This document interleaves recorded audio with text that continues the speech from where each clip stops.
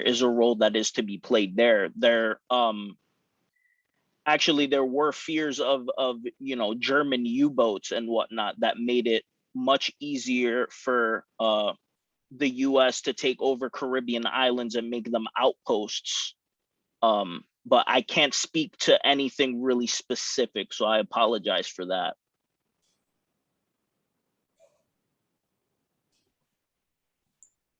Thank you.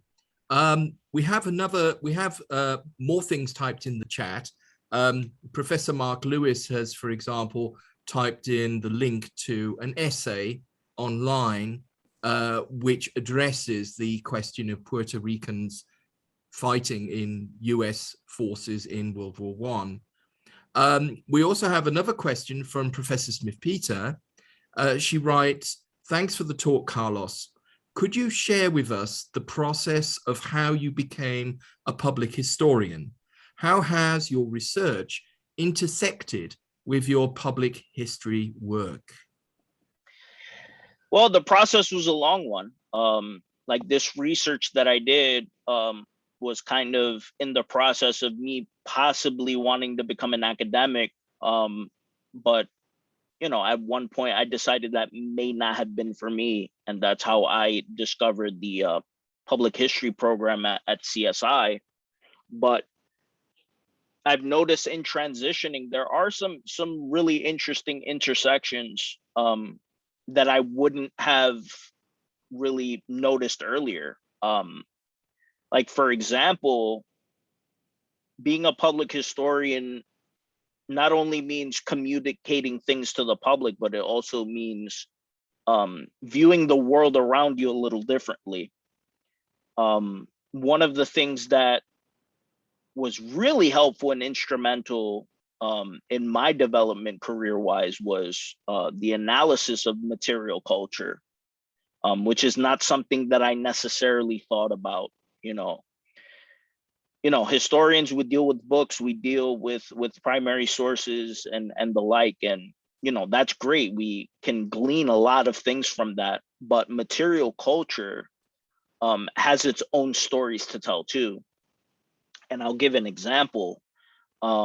Some people actually don't know that Bacardi rum is actually Cuban. Like, you see, Puerto Rico being printed on those bottles now, but really it used to be Santiago de Cuba. It used to be printed on there.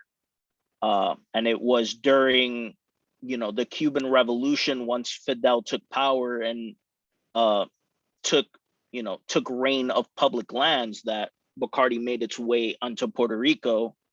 And it goes into the narrative I mentioned earlier.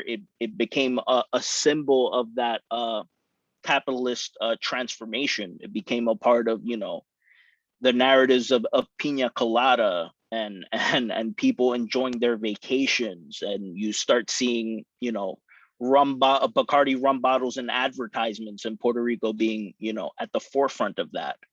So if it weren't for material culture, I wouldn't have been able to find such an interesting story, because even if you look up in the Bacardi website itself, you see the evolution of the bottle, actually, which is really interesting. And there's some fascinating symbolism there of what the bat means on the bottle and what have you. So yeah, it's public history really played a role in me viewing that a particular way. And also, like I said, viewing the world around you. You wouldn't necessarily think that walking through a cobblestone street would mean anything. But in some cases it does. Like, if you're walking through Old San Juan, like those blue cobblestones have a story in itself. When the Spanish Empire was was still ruling, they would use that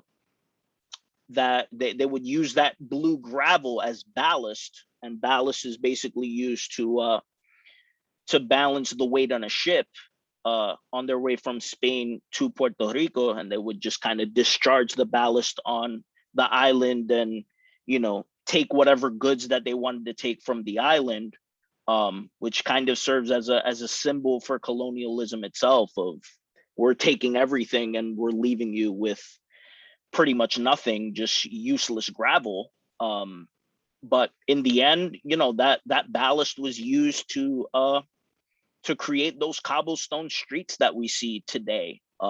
You know, they're not the same ones that we see there if you walk there today, but that's where kind of the idea kind of stems from. So like I mentioned, if it weren't for public history, I wouldn't have been able to really look at those stories and look at those objects as stories.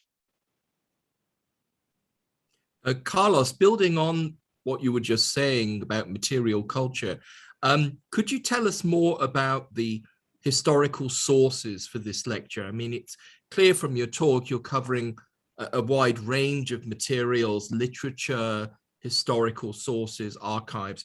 Could you tell us more about the range of and types of sources, where they can be accessed, where you find them, and any issues of their interpretation? Great question. Most of these, actually the grand majority of these, like I said, there was one of them that were, you know, short stories. It was a collection of short stories. But for the most part, they were just these books that I can't even begin to tell you. Like they just spoke about Puerto Rico, and sometimes there wasn't even any context as to why they were writing about it. And that's the reason why I wanted to research this and write about it. Because quite literally, you can read their introductions and you're like, what? Well, you're going there, but why? What's the purpose of this? What's, you know, what?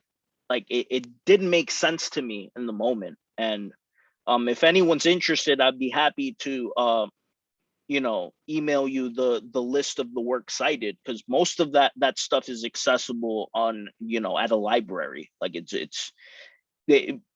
was really incredible for me to learn a lot of these books made it like to other parts of the country. I was really surprised because I did this research when I was an undergrad in Buffalo, and all of these books were in the University of Buffalo library, which was like incredible to me. And that also sparked the question, how the heck did you get here? Why is this book here? So yeah, it's just reading through those books, reading through newspapers, contextualizing it with you know, secondary sources is what helped me kind of like bridge that gap to getting the narrative of foreign policy, because it just, you know, it just, for some reason, it just made perfect sense. And in my case, I was, you know, I grew up during a time where, you know, Puerto Rico was still viewed as this tropical paradise, and in some cases it still is, even though, you know, there are news reports of instability and other things. But, you know, I ended up actually living there for a year, and you know, life wasn't as great as I thought it would be. The economy crashed in 2006, and it completely, like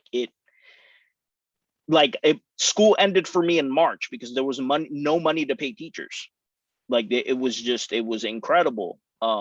And it was that experience that I leaned on throughout this research, because it's like, how did we get here? How was it viewed as a tropical paradise? And these sources kind of gave me the opportunity to see how it evolved, because you know, there were things that I wasn't expecting as I researched. Just a quick follow-up. I know that there are other questions coming. What do you think was more influential in the construction of the image of Puerto Rico in the minds of let's say mainland Americans? The literature or the government policy? Or is there sort of a dialogue going on between them, a sort of dialectic, as it were? I would say it's definitely a dialectic. It's definitely in the dialectic. Just do even the secondary sources go into it a little bit of like American morale. and the American desire to understand its role in the country. Yeah, I briefly mentioned the War of 1812 at the beginning of this. But if I were to redo something like this, I could start at the War of 1812 due to the fact that that war was very instrumental in creating the American nationalist psyche. And this is, this paper that I just presented, it's kind of littered all throughout of how Americans viewed themselves, how they viewed themselves in the world. And that in itself is a dialectic. It's the literature, it's government, it's people across the street, it's everywhere. There were some people, there were travel guides that were being sold at the time. The American car played a role in people being more interested in the Caribbean, because you're traveling not only between cities in the United States or going into Europe, but you're seeing a lot of the same things. You're seeing familiar things. And a lot of the people that had the means to travel to Puerto Rico, they found an opportunity once they were able to go there of seeing what it is that it was like to be there. And obviously that's, you can get into material culture, people bringing back things